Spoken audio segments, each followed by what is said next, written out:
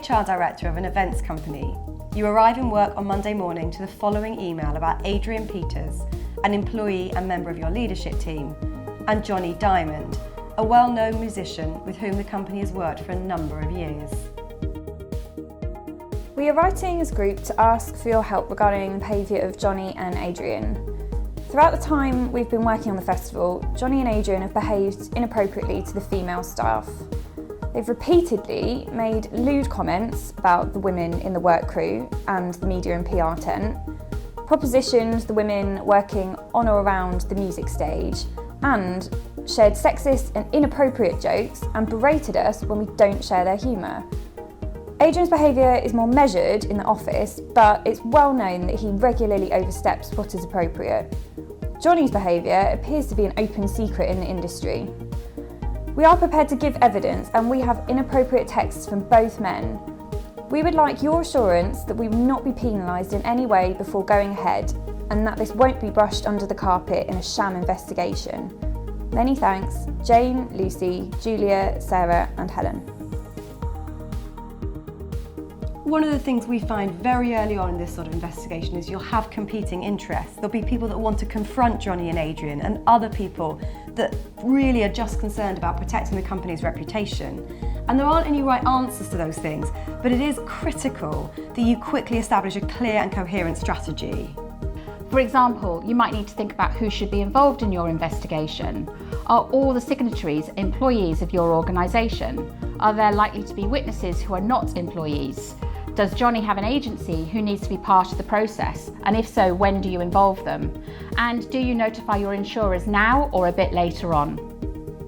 I'd also suggest you have a think about what the output might be or the outcome might be. So for example, if it's likely that disciplinary action is going to be an outcome, it's sensible to involve legal from the start. That'll help you with the sorts of claims that might arise. And in this case, there is clearly going to be a risk that it gets out into the public domain, and so PR support from the outset is really important.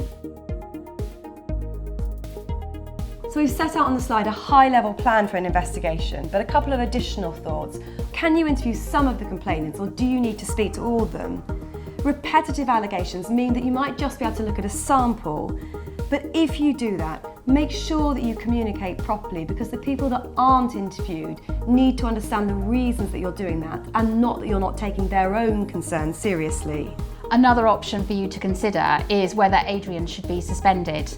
Generally, it's best to avoid this unless the risk of his behaviour is putting additional pressure on the witnesses or indeed interfering with the day-to-day running of your business. It's always useful to plan what questions you are going to ask prior to going into the interview, and you may even decide to check those out with your legal advisor.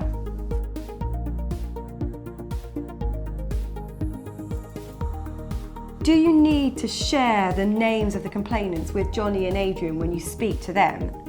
And that's really going to depend on the facts.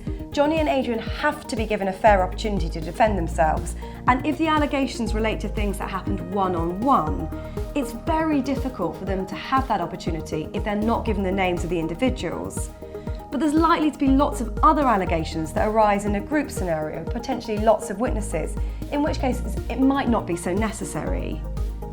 What is important is that you're clear with the women making the complaints and any witnesses how their information is going to be used, and particularly that it might not be possible to guarantee their anonymity. The last thing to be really aware of is that witnesses understand that anything that you tell them in a meeting must be kept confidential. Our advice is that all investigation meetings start and end with a clear instruction about confidentiality. On a related point, we are sometimes asked what to do if someone approaches you and asks whether they can speak to you, but about something confidentially, i.e. off the record. It's generally advisable to avoid committing to confidentiality. At this point, you don't know what somebody is going to say to you, you don't know how serious it is, and you would be left in the invidious position of having to breach the confidentiality or risk liability if you became aware of something and took no action. So it's always best to not give that guarantee of confidentiality at the outset. One of the things that we've been talking about as we've taken our clients through this case study is the sort of mistakes that we see commonly arising. and we've drawn those together and put them on this slide.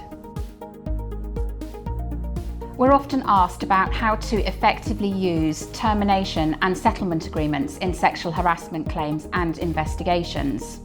It's hard to cover every scenario because each will depend on what is found out during that investigation, but we thought some of the following examples might be useful. You can't prevent Adrian from resigning, but depending on the length of his notice, you can still continue the investigation.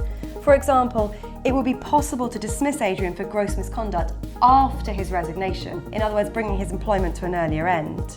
If you do allow Adrian to resign, it will be important to be clear with him that the substance of the investigation may be something that you need to address in the future.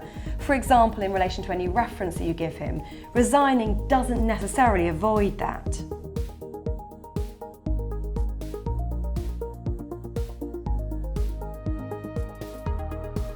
I would not agree. If your investigation is properly planned, you should feel confident that it is robust and allow it to take its course. Any kind of payment under a settlement agreement risks looking like we have paid Adrian off, and that is not a chance worth taking.